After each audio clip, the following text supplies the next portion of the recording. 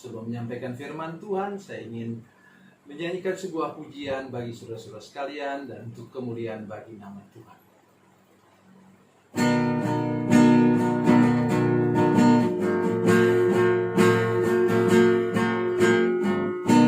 Setiap saat ku berlindung di bawah tangan kasih-Nya. Hari demi hari ku berlalu di dalam kuasa-Nya.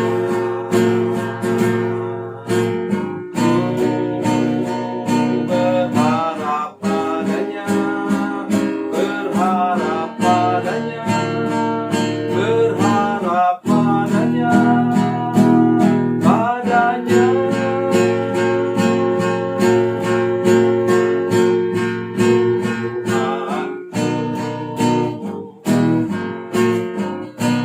Setiap pagi ku menanti uluran tangan rahmat-Nya. Yesus Kristus Tuhan yang mulia memberikan berkat-Nya.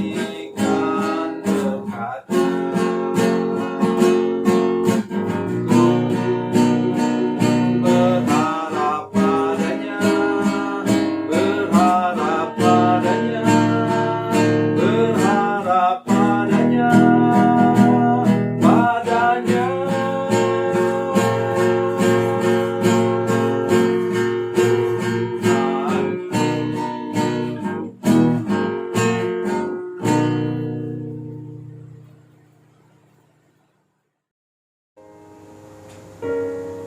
Salam saudara pemirsa, selamat berjumpa kembali dengan kami dalam program Berita Pengharapan. Saudara pemirsa, saya ingin mengajak kita semua untuk merenungkan sesuatu yang amat sangat penting hari ini. Kenapa Tuhan mengizinkan kita hidup di tengah-tengah dunia ini? Sesudah kita bertobat, lahir baru, lepaskan dari kutuk, dan hidup kita sudah menjadi orang Kristen yang baik dan benar, kita diizinkan Tuhan untuk hidup. Ya, saya sekarang saudara sekalian sudah berumur 71 tahun. Dan sudah bayangkan, saya sudah melayani selama 50 tahun lebih. Ya, sebagai hamba Tuhan. Kadang-kadang saya berpikir, sudah tua begini, ada banyak kelemahan tubuh fisik, tapi Tuhan masih izinkan saya hidup. Oleh sebab itu, dengar baik firman Tuhan hari ini. Bersyukurlah untuk kehidupanmu, dan mari kita berdoa sebelum kita lebih jauh mendengarkan firman Tuhan ini. Bapa, dalam nama Yesus, terima kasih Engkau mengizinkan kami hidup tengah-tengah dunia ini menjadi saksi-Mu Tuhan. Kami masih berguna untuk pekerjaan Tuhan, karena itu kami belum dipanggil pulang. Terima kasih Tuhan. Dalam nama Yesus kami berdoa. Haleluya. Amin. Saudara pemirsa, mari kita membaca Alkitab kita dari Perjanjian Baru, Kitab Kisah Para Rasul, pasal 1 ayatnya yang ketiga. Kisah Rasul 1 ayat 3, demikian bunyi firman Tuhan. Kepada mereka ia menunjukkan dirinya setelah penderitaannya selesai, dan dengan banyak tanda ia membuktikan diri bahwa ia hidup. Sebab selama 40 hari ia berulang-ulang menampakkan diri dan berbicara kepada mereka tentang kerajaan Allah. Amin. Saudara pemirsa, Yesus masih ada dalam dunia ini selama 40 hari. Katanya untuk apa? Membuktikan bahwa dirinya hidup. Dia bukan bayang-bayang, dia bukan makhluk roh, tapi dia memang Yesus yang hidup.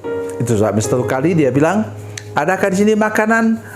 Karena murid-muridnya ragu, jangan-jangan ini cuma roh saja. Ya. Kemudian dia tanya, makanan apa yang ada pada kamu? Mereka bilang ada ikan goreng. Kemudian Yesus makan. Dia bilang, roh tidak bisa makan ikan goreng ini. Nah, saudara sekalian, mari kita kembali kepada diri kita sendiri. Saya sekarang sudah umur 70 tahun. Saya sudah melayani Tuhan 51 tahun sekarang. Dan saudara, saya ingat, kalau kita sudah berumur 70 tahun seperti saya ini, boleh tanyalah kepada yang lain atau pemirsa sendiri yang sudah umurnya 70-80 tahun. Betapa beratnya hidup kita. Bermacam-macam masalah kesehatan. Oleh karena memang itu sudah hukum alam. Makin hari kita makin merosot katanya tubuh fisik kita. Dan firman Tuhan juga sudah mengatakan demikian. Umur kita 70 tahun katanya, kalau kita kuat kita akan sampai 80 tahun. Tapi kesukaannya ini dia. Kesukaannya ialah kesukaran dan penderitaan. Karena memang tubuh fisik ini adalah dari tanah liat yang nanti akan kembali kepada debu. Ya, saudara pemirsa, itulah firman Tuhan yang kita renungkan sekarang. Tuhan izinkan kita hidup. Tuhan izinkan kita masih beraktivitas, kita masih berinteraksi dengan tetangga sebelah-sebelah. Ya, tangga depan, saya berpikir satu hal dengan firman Tuhan ini. Kita perlu membuktikan bahwa Yesus hidup dalam hidup kita. Ada begitu banyak nyanyian itu, Yesus hidup di dalamku. Ya, dan saya ingin baca firman Tuhan untuk kita, untuk menolong kita sekalian. Roma pasal 12 ayat 2. Roma 12 ayat 2.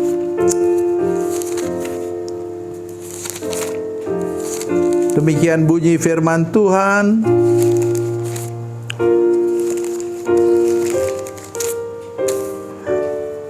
Janganlah kamu menjadi serupa dengan dunia ini, tapi berubahlah oleh pembaruan budimu sehingga kamu dapat membedakan manakah kehendak Allah, apa yang baik, yang berkenan kepada Allah, dan yang sempurna. Saudara pemirsa, inilah dia untuk membuktikan bahwa Yesus hidup dalam hidup kita. Apa itu? Berubahlah oleh pembaruan akal budi kita, mindset kita, perasaan dan feeling kita, emosi kita haruslah berubah, saudara sekalian.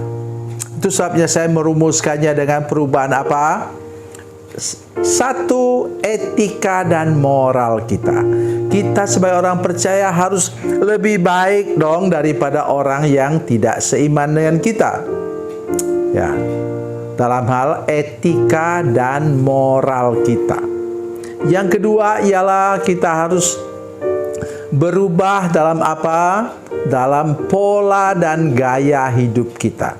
Dunia modern ini penuh dengan mode pakaian yang baru, rambut, ya. Potong rambut pun sekarang sudah berubah polanya dari dulu. Ya. Demikian pula sepatu saja misalnya terus berubah. Ya. Modelnya sih mirip-mirip, tapi katanya, wah ini model terbaru dari sepatu. Begitu juga mobil, saudara sekalian. Coba sudah bisa bayangkan mobil dari tahun 60-an dengan mobil sekarang. Bahkan sekarang sudah diciptakan mobil yang bisa jalan sendiri. Ya, tidak perlu pakai supir. Nah, saya tidak bisa bayangkan kalau sistem komputernya rusak, apa yang akan terjadi dengan mobil itu. Ya, tapi itu pikiran saya. Tentu para ahli sudah memperhitungkan segala macam kemungkinan. Begitu juga mobil sudah bisa parkir sendiri, saudara sekalian. Jadi tidak usah susah kita membawa kendaraan. Jadi itulah yang perlu kita perhatikan. Pola dan gaya hidup. Yang terakhir ialah apa? Tutur kata dan tingkah laku. Mulut kita, lidah kita sebagai orang percaya, anak-anak Tuhan, tidak boleh lagi mengucapkan kata-kata kutuk, kata-kata negatif, sumpah serapah, caci maki, tidak boleh lagi keluar dari mulut kita. Karena di sini sudah tanamkan apa? Roh Kudus. kasih, sukacita, damai sejahtera keluar dari mulut kita. Jadi saudara sekalian, itulah yang membuktikan bahwa Yesus hidup dalam hidup kita, atau secara komunitas hidup dalam gerejanya. Tuhan Yesus memberkati, Tuhan Yesus baik. Mari kita berdoa. Bapa, dalam nama Yesus, terima kasih banyak untuk firman Tuhan ini. Kami berdoa supaya seumur hidup kami di dunia ini, kami membuktikan bahwa Engkau hidup dalam hidup kami. Terima kasih Tuhan. Itulah kesaksian kami Tuhan, bagi kemuliaan nama-Mu. Terima kasih Tuhan. Dalam nama Yesus kami berdoa. Haleluya. Amin.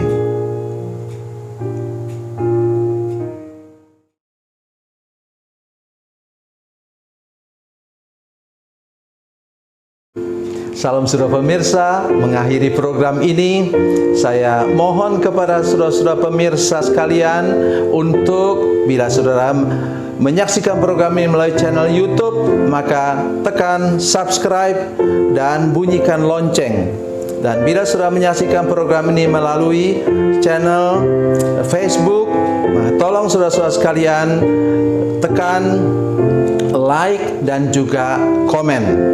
Dan demikian pula bila sudah menyaksikan program Makanan Bergizi hari ini yang tertulis, maka tekan yang sama juga, tekan like dan tekan komen.